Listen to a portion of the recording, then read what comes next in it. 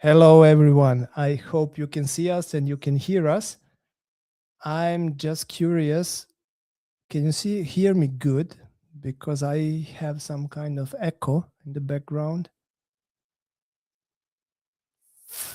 I'm not sure if it's okay, so I hope so, because we are running on several different streams on X as well, and it seems that there is a kind of echo because of that. So I hope it will work. If not, just scream and we will make it somehow at least okay. Maybe I can turn it off till the end. No, I will let it like that. Okay, welcome everyone. It's great to have you with me. As you see, I'm alone today because my colleague Tina has a day off today. Unfortunately for us, fortunately for her, she's enjoying her holidays. So all the best for Tina. Have a pina colada on us. Enjoy it. Okay. If I ask you to name the fastest growing retailer in United States, what would you answer to me? Amazon? Walmart? Costco? Or maybe some of the biggest Chinese e-commerce names? If you have an idea, just write somewhere as a comment. But I have to disappoint you because it's none of them. It's a totally different and, for me at least, unexpected. The fastest growing retailer in US, according not to me, but to National Retail Federation, is MINISO. I'm not sure if you know MINISO, but MINISO is actually Chinese retailer.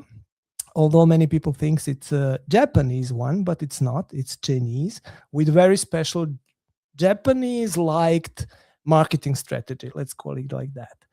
And it grew in US by 52% last year. So it's a really, really huge number.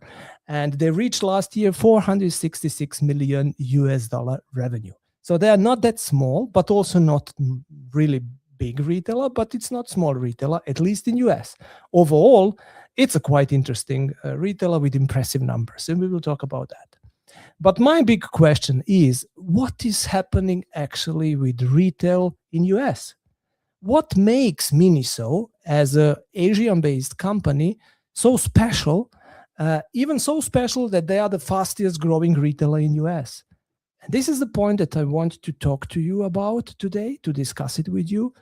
And if you want to join me, you can do that by joining the Twitter or X space and giving me a sign that you want to talk with me. If you do that, I can put you live into the stream and we will hear you speaking and we can discuss then everything what you like. By the way, we are streaming on several platforms like LinkedIn, YouTube, X, even Substack. And now we are running space. And I hope you don't hear the space in the background because I was not able to mute it totally. So I hope you don't have the echo on the background. Okay, so what happened actually? So always, as we are starting this we call it actually fast marketing. We call it mini podcast, or let's call it like that. We take the something what happened, like a news, and we create the content around that.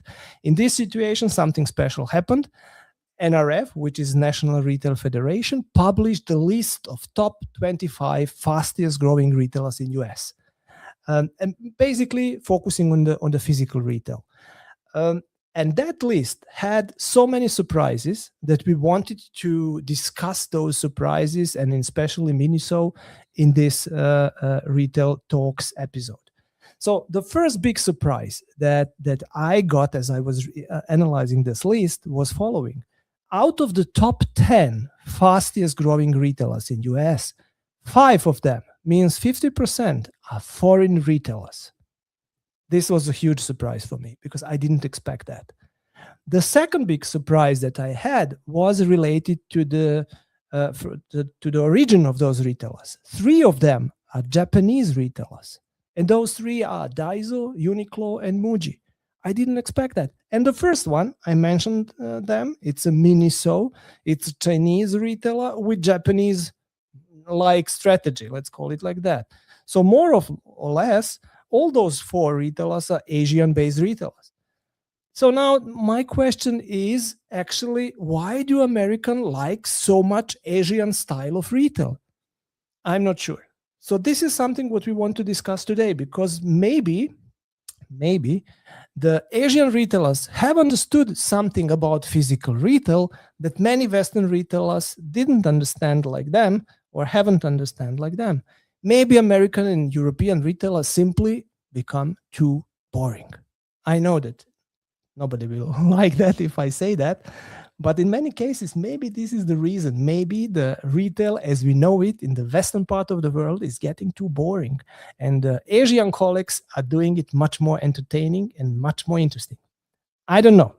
But what I know that we spend years discussing frictionless retail, efficiency, self-checkouts, apps, loyalty systems, and nowadays AI, because we wanted to make the retail better. And I'm part of the industry, so I can say that. But look at MINISO. Its success doesn't seem to come from removing frictions. It comes from creating discovery, emotions, experiences, and working with that part of the retail. And I think I have to make a statement which you probably will not like, and probably you will not agree with that. And the statement is following. Physical retail has spent too much time trying to become efficient and not enough time trying to become entertaining. This is the key message. If you don't agree with me, please join the discussion. Please go to X, join the space, and tell me why don't you agree with that? Or if you agree, it would be great to get the confirmation. Maybe we have been optimizing physical retail on the wrong side for the wrong thing. I'm not sure. MINISO is teaching us something else, probably that. So let's think about a little bit, or let's go first, let's discuss a little bit the company MINISO. Who is actually MINISO? So you should know that MINISO is a company listed on the New York Stock Exchange, and that since 2020, I think. So it means everything around that company is quite transparent. So this is very positive, very good. The company was established in Guangzhou in China in 2013, although there are some reports that the company was existing even since, I think, 2009 or something like that. But MINISO, as we know it today, exists since 2013. And now the numbers which are really surprising and impressive. They have 8,500 stores around, 8,500 stores. It's a lot.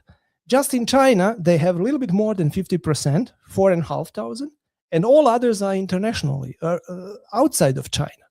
So what is very interesting is the strategy which they have related to the globalization. You should know that 72% of all store openings, the new store openings, are happening outside China. So it's obviously that the major strategy is, let's say, to grow outside of China. Very interesting.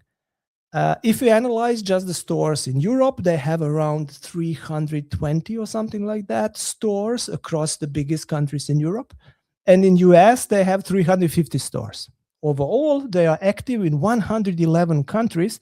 And the turnover from the last year turnover was, or revenue actually, was 3.07 billion US dollar. This is not bad. The growth rate is around 26.2% year over year, which is also very impressive. So overall, impressive company, we have to say. And it's maybe not that surprising that they are number one or the fastest growing retailer in US. But for that, we have to understand a little bit more the strategy of the MINISO. And let's start with the history a little bit. As they started many years ago, they used the, let's call it visual language and the strategy to look like a Japanese company. They wanted that. And the stories, how they were created, is explaining the reason for that. The founder, I think his name is Ye Gofu, if I'm pronouncing it well, went into Japan in 2013, and he had just holidays there, vacation, but he was so impressed with Muji and Uniqlo that he came back to China and opened a company called MINISO, and he called the company even Japanese designer brand, although it's not Japanese company. But there is a part of the history, or at least the story about them, which is claiming that the co-founder of the company was a Japanese designer with the name Miyaki Yunya. I'm not sure if that's true, because there are lots of, let's say, mysteries around that. Nobody really knows what was the role of that person in the company and if that person really exists or not. But there is a story that there was a co-owner of the company with Japanese roots. Nevertheless, they defined the strategy to follow Japanese style branding, like Japanese aesthetics and everything belonging to that. And they used even katakana, which are basically the characters for the Japanese words. They used katakana on advertising, on shopping bags, and so on. And that went very good till 2022. In 2022, something happened, which was actually the turning point in the strategy to pretend to be Japanese. The Spanish colleagues of them made a mistake. On their Instagram account, they published, or they labeled actually, the Chinese princess doll, which was actually Disney doll. They called it Japanese geisha, but it was wearing the Chinese traditional like uniform to clothes. And this was, of course, this caused the eruption of emotions, especially in China. People were complaining, especially on the social networks. Everything was burning. And MINISO decided first to officially apologize, and then, of course, to remove everything what was related to Japan, so all Japanese elements. Since then, they are more focusing on the Chinese roots, which is actually also true. But to understand now, we understand a little bit the history of the company and why everybody, or lots of people, think that they are Japanese. Let's talk about the founder, Ye Gofu, because I think in order to understand the strategy of the company, you have to understand first what is the background of the founder, because usually you find lots of things from the founder in the strategy of the company. So he was, after finishing his school, he was first, of course, like every young person, without a job. Then he started working, and his first job was as a salesman. He was in the steel pipe factory, salesperson in the steel pipe factory. But as he was kind of entrepreneur, he didn't stay long at that factory. He started his own business with his friend, and it was again selling pottery. So sales business again. That business was not successful. That was not good, and the partnership broke. And he started after that his own first retail chain. And that retail chain called Ayaya, I hope the name is right. It was a discounter and basically selling accessories and this kind of smaller products for everyone's use and so on. But then, and this was very successful. The chain was not that big, but it was very successful. But then, unfortunately, the market requirements changed, and he had to change the strategy of the chain. He didn't do that. He decided to open the new chain and to implement, let's say, the new strategy in that new company. And that new company is called MINISO. The old one, disappeared. He closed it, and he started running just MINISO. Now you know that the background of the owner is not luxury, is not fashion, is not design or technology, it's a sales. So that's why I'm personally not surprised at all that the strategy of MINISO is actually focusing on two major things. First one, to attract the people in the store, and the second one, to use all existing tools to sell those people even the things that not really needed, so that those people don't really need it. And as a salesperson, he was perfect in that. If you ask MINISO, at least a couple of years ago, about their own business model, they call it essential and optional consumption. Essential and optional consumption means if you want to buy something and you need something, this is rational cause, rational excuse, let's say, to enter the store. This is essential, something that you need. But optional would mean there is emotional reason to spend something. And those guys from MINISO discovered that the emotional part can be triggered very easily with IP, means intellectual property. And this is the reason why they started focusing on the IP to create, let's say, emotional attachment to products which are not that special, but with IP, with certain IP, they become very special. So in that case, you can buy even things that you don't really need. So if we compare now a little bit MINISO strategy and the strategy of many other retailers, then we can see following. Most of the retailers are actually today trying to optimize own business, like with faster checkouts, with fewer employees, like personalization, optimization of the processes, convenience, and so on. But MINISO is going actually the different direction. They are trying to bring you as a consumer to walk around, to discover, to touch, to look, and then to buy something that you even don't need. And they are very successful in that. But all that is actually creating the question for us, a big question for us. Have we been optimizing physical retail for the wrong thing? I just mentioned those things.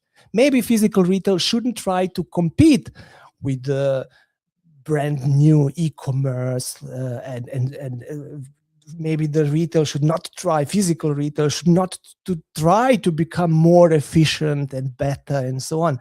Amazon and the Amazons, all the guys which are similar to Amazon, will probably always win that battle. Maybe the retail, the store, should compete on emotion, on discovery, on entertainment. And this is something that you should think about for a second.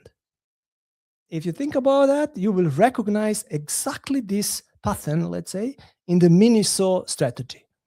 They recognize that, and they are trying to make out of the physical stores entertaining retail, not frictionless retail, but entertaining retail.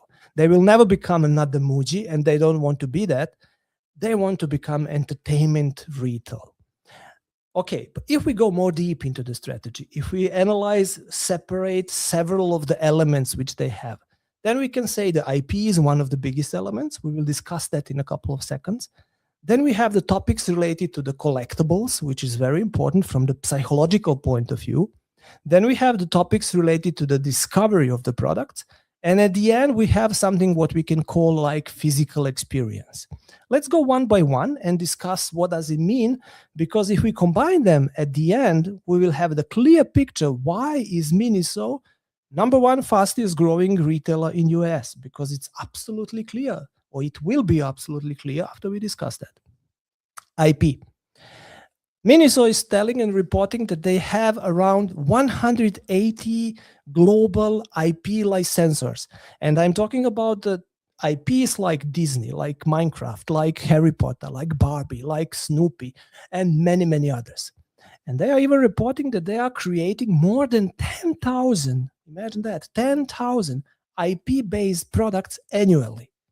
It's a huge amount of products which they create by themselves and then sell in their own stores. So the customer doesn't walk into the MINISO store because they need a new, I don't know what kind of Marvel hero. They walk in because they want to see what's there. Is there something new and something interesting? That's the power, let's say, and that's the answer to the question that everybody in the industry is trying to answer. Why should someone enter the retail store? MINISO found the answer. They found the recipe for that. And the base for the answer is actually covered or hidden in the IPs, because the IP can turn the cheap product into the emotional valuable products where you can attach your emotions to. I think this is very smart. Okay, if we think especially about the US market, I think the American consumers, all of them, knows about Hello Kitty, about Disney, about Marvel heroes, Harry Potter, Minions, Snoopy, and all those characters that everybody's looking each day on the TV and on the internet and so on. So there is already emotional attachment. And Miniso is just providing, let's say, physical products to that emotional attachment. That's smart. Number two, as an explanation of the strategy, is location, of course. We know that every retailer is very keen to have the best location. So if you ask the retailer, what are the three most elements of your strategy, all of them will tell you location, location, location. Sure, location is the most interesting. But if we think about location, we are always talking about place to show the products and then to sell them. But it's not like that in the case of Miniso. Let me give you an example. In May 2023, they opened a store, flagship store in Times Square. 2,500 products, heavily featuring licensed characters, blind boxes, toys, collectibles, and so on. And just on the opening days, they made around $80,000 in sales, which was, let's say, like a record on one single day what they sold across the complete network. So it was really successful moment, let's say. And now think about that strategy just for a moment. The company, like Miniso, whose competitive advantage is actually based on the inexpensive Chinese manufacturing, is paying very, very expensive rents on the Times Square. Why are they doing that? This could never reach the return on investment like it should, if we think in the traditional way about sales and return on investment. If we think about flagship store as a something else and not just as a store, then the things make sense. The store, for them, that kind of store, flagship store, is not just a store, it's advertising channel. Just imagine the millions of TikTok views, the millions of Instagram posts, tourists visits, brand recognition which is created by that, product discoveries, and so on. I think there is no profit and loss calculation which can calculate that kind of advantage and benefits that you get as a company with all that. And this is the basic part of the strategy which they have. So they are very smart in defining very special locations which are used as a marketing tool to create a huge visibility. Some of the stores, or let me give you some of the places where they have stores, Oxford Street in London, very important and very famous street, let's say. Champs-Élysées in Paris, very important. Then we have major malls in Asia, premium locations across North America, and so on. So there are lots of examples showing that this strategy really makes sense for them. We talked about the discovery of the products and experiences. If we talk about experiences, I have to mention something what is really specific for them, and this is the store format. They call it Miniso Land.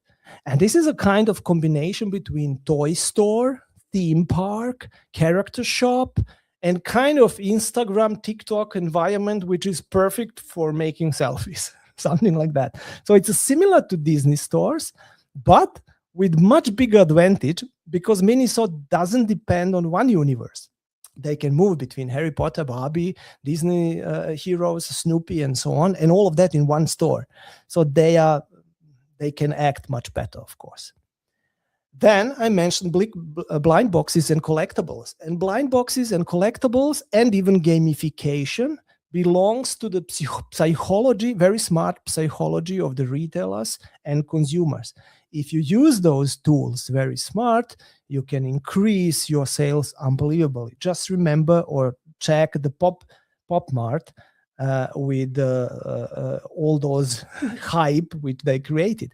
Miniso is doing very similar thing. They even claim that they opened the first dedicated blind box store in London, which was globally the first one, as they claimed, in 2023.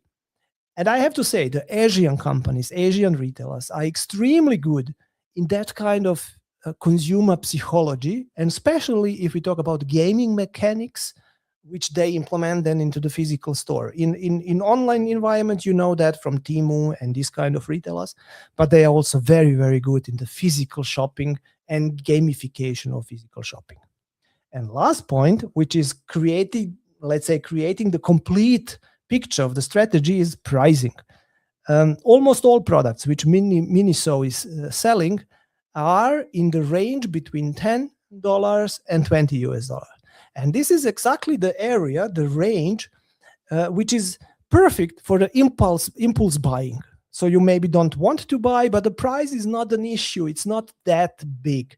So the product, it looks inexpensive, but it doesn't feel like a dollar store. So it's exactly perfect for that kind of purchase psychology. That's it. If we summarize that, I can see the 5 major points which are making MINISO to top 1 fastest growing retailer, not just in US, probably in other countries as well. The number 1, the usage of the IP. IP converts actually not special products in something emotionally very special. MINISO is doing that perfectly. Number 2, using of the locations as an advertising channel. This is very smart. It's increasing the visibility of MINISO dramatically. Then we have the new stores, which are experience-based stores. We learned about MINISO Land. This is very special format. This is the 3rd element of the strategy. The 4th element is psychology. We learned about buy boxes, collectibles, and gamification. All that together make you buying the things that you don't really need, but you like to buy them.